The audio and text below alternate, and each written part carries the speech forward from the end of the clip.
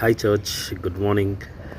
So, as a part of a Good News Challenge, a midweek challenge that's going on currently in the church, which was passed on by Pastor, I'm here to present another encouraging message, a very short and a small message on prayer. So, I'll be talking about a thing called why to pray when God knows everything. Why is there a requirement for prayer when God knows everything? So these kind of thoughts always comes in our mind, and we end up not praying because there is a destiny and we believe in destiny. And why to pray when God knows everything?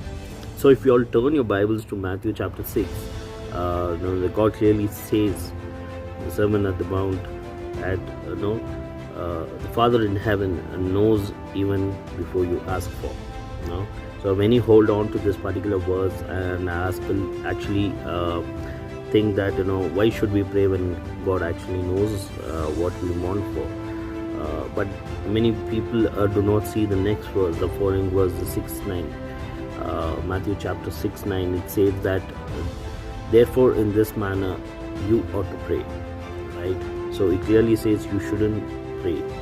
You ought to pray. Right? So often God keeps all these things with Him. He wants to bless us. He wants to give a fulfilling life. He wants to give the wholeness, the health, everything. He has everything. But what is that something that He needs from us? That is our consent, right? So we need to give our consent. God doesn't go ahead and blesses us beyond our free will.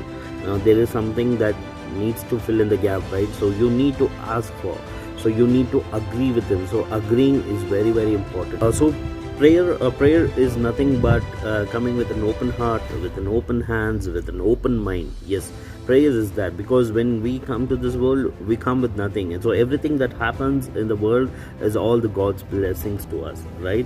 So God cannot work with a person with a closed mind, with a closed heart, with a closed hand. Yeah, you need to come with an open heart and come in prayer. So that's why we always come in agreement with someone when they pray. So that's why we say amen. Amen. What does amen mean? Amen is so be it. We are agreeing with them. We are agreeing with the Lord. Yes, Lord, we want it. So if you want something, you need to ask for it, right? So you cannot be okay. If God wants to bless me, let Him bless me, and we can't have a closed heart. So you need to agree for it. You need to say amen. So when we say amen, God looks into the angel. Yes, let's bless that person. He has agreed. He has come with an open heart. So that's about prayer. So now you all must be wondering, how long to keep praying? Should we pray, or is it only one time? We live in a world where enemy is so strong.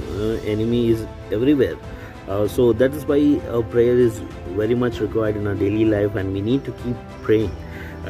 Even Jesus in his life, in his time in this world, he used to wake up each and every early morning, and he used to pray. Even when the Son of God prays, just imagine how much we need to pray, because we are in a fallen world.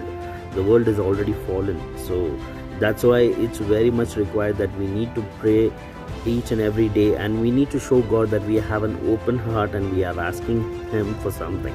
Realize that we have not because we have not asked for it, right?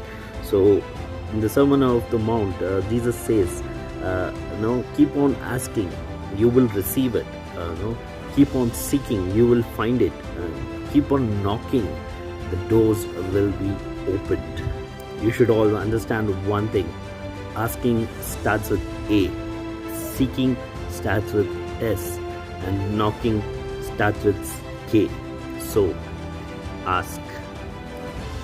God bless you all. I'll see you all in the next part of the challenge. Take care, stay safe. Amen.